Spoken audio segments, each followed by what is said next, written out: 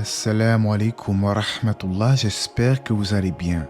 Allah nous dit dans le Coran, dans le sens du verset, « L'échéance du règlement de leur compte approche pour les hommes, alors que dans leur insouciance, ils s'en détournent. Aucun rappel de révélation récente ne leur vient de leur Seigneur sans qu'ils ne l'entendent en s'amusant, leur cœur distrait. » La plupart des gens sur Terre vivent dans l'insouciance. Ils vivent comme s'ils n'allaient jamais mourir et négligent bien trop souvent leurs questions existentielles. La plupart du temps, leur préoccupation dans la vie consiste à vouloir se marier, fonder une famille, gagner beaucoup d'argent et rechercher une promotion pour leur travail, voire même défendre une idéologie quelconque. Mais malheureusement, l'être humain ne se préoccupe nullement du danger le plus grave qui le guette, le feu de l'enfer. Beaucoup pensent que l'enfer est une chose abstraite, conçue par l'homme afin de faire peur aux croyants. Mais la réalité est que l'enfer existe bel et bien et qu'il sera le refuge des transgresseurs. Le Coran nous dit à cet effet, « Ne savent-ils pas qu'en vérité, quiconque s'oppose à Allah et à son messager aura le feu de l'enfer pour y demeurer éternellement ? Et voilà le suprême opprobre. » L'enfer porte différents noms dans les textes islamiques, chacun faisant référence à une de ses caractéristiques. On peut citer par exemple Al-Jahannam qui renvoie à la profondeur de son gouffre. Il y a également Sakar à cause de l'intensité de sa chaleur. Al-Jahim à cause de son feu ardent et il y a également Al-Hawiya, l'abîme très profond. Ce qu'il faut savoir, c'est que l'enfer existe au moment même où vous écoutez cette vidéo et il continuera d'exister éternellement. Selon la croyance islamique traditionnelle, personne ne sortira de l'enfer à l'exception des véritables croyants qui, bien qu'ayant commis des péchés, auront cru en l'unicité divine et aux prophètes. Mais les polythéistes et les mécréants, eux, demeureront pour l'éternité en enfer. Ce n'est pas moi qui ai inventé cela. Il s'agit d'un point de vue soutenu depuis les débuts de l'islam par les érudits musulmans qui se sont basés sur les textes du Coran et de la Sunna. Donc, le Coran parle de l'enfer au passé et affirme qu'il a déjà été créé. Craignez le feu préparé pour les mécréants. Quant à son caractère éternel, il est prouvé par de nombreux versets coraniques. Par le passé, un groupuscule d'érudits musulmans avait émis l'hypothèse que l'enfer finirait par connaître une extinction en prétendant que ses occupants y resteront certes éternellement, mais aussi longtemps que l'enfer existera. Comment une telle interprétation pourrait-elle être juste? Si ses occupants y resteront éternellement, l'existence de l'enfer doit elle aussi être éternelle. Cheikh Al-Husaymin dit à ce sujet, « Cette divergence attribuée à un groupuscule de savants est rejetée à cause de son opposition au texte clair que tout croyant doit accepter. Celui qui s'y oppose sur la base d'une ambiguïté peut être excusé par Allah. Cependant, celui qui réfléchit à fond sur les textes tirés du livre de la Sunna comprend que l'avis qui le confirme est la vérité dont l'on ne doit pas s'écarter. » Un écrivain musulman avait proposé de son côté que les habitants de l'enfer finiront par s'habituer au supplice, mais à ma connaissance, cette information n'est pas prouvée par un texte islamique. Allah dit dans le Coran au sujet des gens de l'enfer, « Ils voudront sortir du feu, mais ils n'en sortiront pas, et il y aura pour eux un châtiment permanent. » Parmi les descriptions connues de l'enfer, on sait que des anges rudes se chargent d'être les gardiens de ce lieu terrible. Je le lancerai dans le feu intense de Sakar. Et qui te dira ce qu'est Sakar? Il ne laisse rien et n'épargne rien. Il brûle la peau et la noircit. Ils sont 19 anges à veiller dessus. Bien entendu, nul parmi les habitants de l'enfer ne pourra avoir le dessus sur un de ces anges afin de parvenir à s'échapper. Ce n'est pas Prison Break. Un seul de ces anges serait capable de venir à bout de toute l'humanité. Mais ceux qui seront dans le feu se tourneront vers les gardiens de l'enfer en disant « Implorez votre Seigneur de nous écourter, fût-ce d'un jour notre tourment. » Concernant l'emplacement exact de l'enfer, à ma connaissance, aucun texte clair en islam n'en fait mention. Ce que l'on sait en revanche, c'est que les dimensions de l'enfer sont assez vertigineuses. Le corps des habitants de l'enfer sera agrandi et leur peau se renouvellera constamment.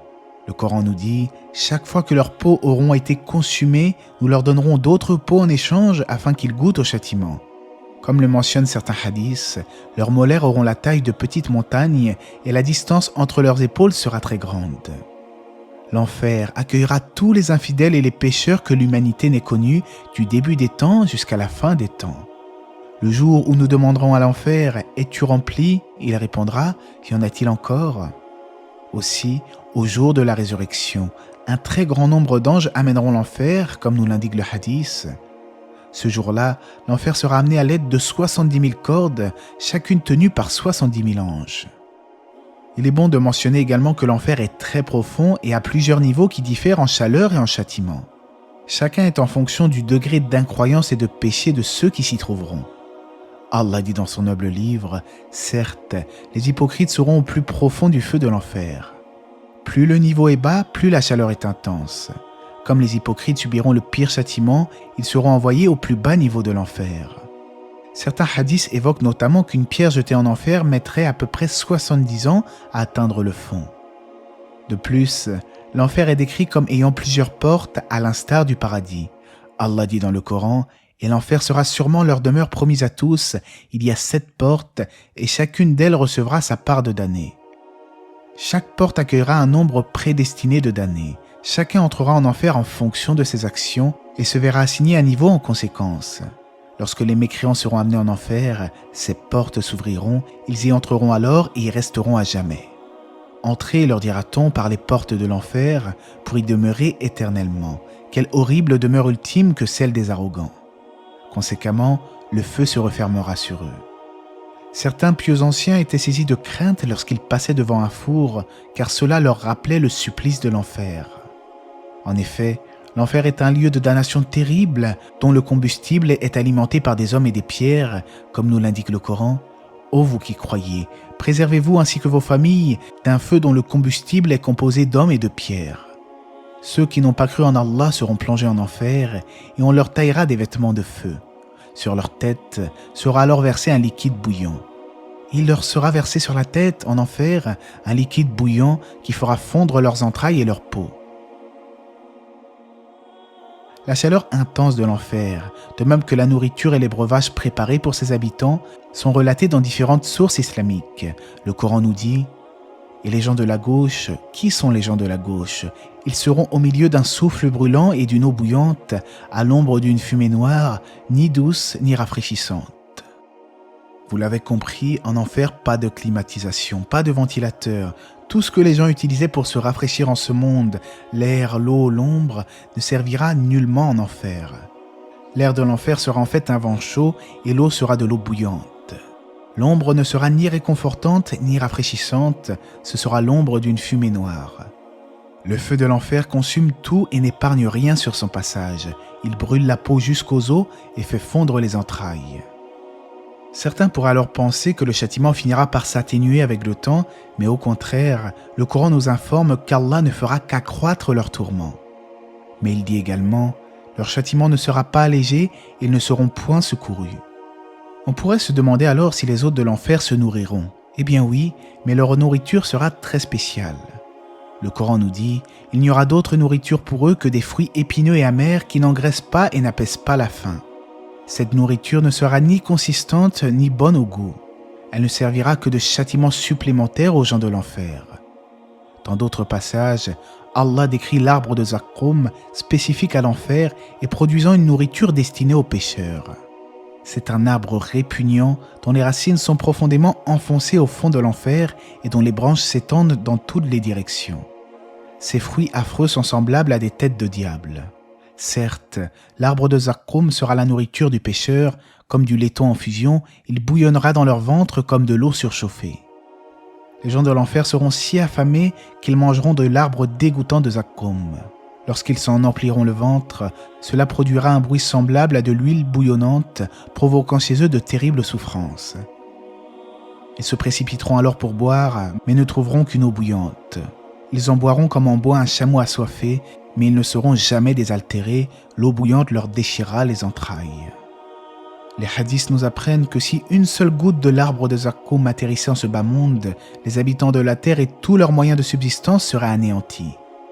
Face à un tel supplice, les gens du feu en oublieront tous les moments de joie et de bonheur qu'ils ont connus en ce bas monde.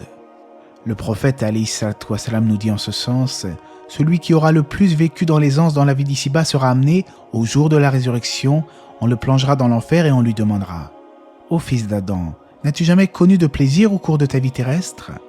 Il répondra « Non, je jure par Allah. » Quelques secondes en enfer suffisent donc pour qu'une personne oublie tous les bons moments passés sur terre.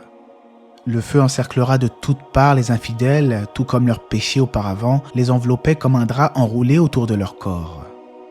L'enfer leur servira de lit et, comme couverture, ils auront des voiles de ténèbres. Et Allah dit dans un autre verset, « Certes, l'enfer est tout autour des mécréants. » Les dieux païens et autres divinités qui auront été adorés en dehors d'Allah, incluant par exemple le soleil et la lune, et que les gens prenaient pour intercesseurs dans l'espoir de se rapprocher d'Allah, seront alors jetés dans le feu. Cela afin de démontrer que ces fausses divinités n'ont aucun pouvoir. Certes, vous et ce que vous adoriez en dehors d'Allah servirait de combustible à l'enfer, et vous vous y rendrez tous. Si cela était vraiment des dieux, ils n'y entreraient pas, mais tous y demeureront éternellement. Lorsque les mécréants verront l'enfer, ils seront remplis de remords, mais cela ne leur servira à rien. Ils auront des chaînes et des carcans et seront humiliés pour le prix de leur infidélité envers leur Créateur. Leurs cris s'intensifieront et ils appelleront Allah, espérant qu'il les fera sortir de l'enfer. Du feu, ils hurlent à l'aide en disant « Seigneur, délivre-nous, nous ferons le bien et non le mal, comme nous avions l'habitude de le faire. » Et oui, ils reconnaîtront leur incroyance, mais malheureusement pour eux, il sera déjà trop tard. En effet, Allah connaît très bien ses créatures. S'il avait vu du bien en ces gens de l'enfer, il les aurait certainement guidés durant leur vie terrestre. Mais ce sont plutôt des gens qui n'en avaient que faire de la religion d'Allah. Alors, ils éclateront en sanglots jusqu'à en pleurer des larmes de sang. On rapporte du prophète, alayhi salatu wassalam, les gens de l'enfer pleureront jusqu'à ce qu'il n'y ait plus de larmes. Puis, ils pleureront des larmes de sang jusqu'à ce que se forment sur leur visage des canaux dans lesquels des bateaux pourraient flotter. Finalement, les textes islamiques regorgent de descriptions atroces concernant l'enfer, et cela afin de nous exhorter à abandonner l'insouciance. Si certains rétorquent, c'est un peu dur tout de même, et puis de surcroît éternellement, qu'en est-il de la miséricorde de votre Créateur ? J'ai déjà répondu à cette question dans une vidéo intitulée « L'éternité en enfer, c'est trop ?» Le lien de la vidéo devrait s'afficher dans quelques instants, Inch'Allah. On demande donc à Allah qu'il nous préserve du châtiment de l'enfer, du châtiment de la tombe, de la tentation de la vie et de la mort, ainsi que de la tentation du Dajjal. Et Allah sait mieux. J'espère que cette vidéo vous aura été profitable, que la paix et les bénédictions d'Allah soient sur le prophète, sa famille et ses compagnons.